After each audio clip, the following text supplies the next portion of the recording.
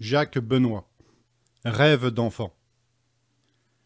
C'est à l'époque des longues nuits de froidure et de vent, de l'impatience des enfants sages, qu'il reçut en cadeau ce grand livre d'images qui lui ouvrit les portes du rêve.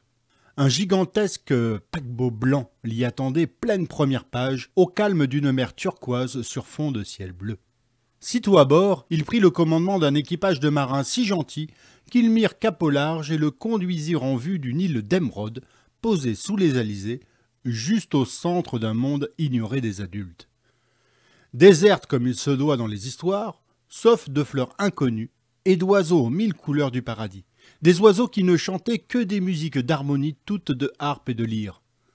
Un enchantement qui le berça à ne garder que l'irisée de pages à parcourir les yeux fermés.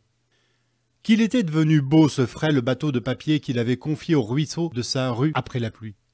Son appareillage fut pourtant laborieux et sa navigation hasardeuse, entre feuilles mortes et vieux mégots, dans le sale d'une eau qui se perdait à l'égout. Il ne donnait pas cher alors des capacités de son esquif à tenir à l'accostage d'une brindille, à l'écueil d'un gravillon, pour ne pas oser penser à l'extrême violence des lames et des marées. Il avait donc échappé à tous les traquenards, aux aléas d'un voyage diabolique à travers tourbillons et vaguelettes, autant d'obstacles, autant d'épreuves et de tempêtes auxquelles il fit face, qu'il vainquit, et qui le firent devenir grand. Maintenant juché au plus haut de son île comme sur un trône, il reconnaissait son jouet dérisoire sous la splendeur immaculée d'une ville de fer dont il était le seul maître après Dieu.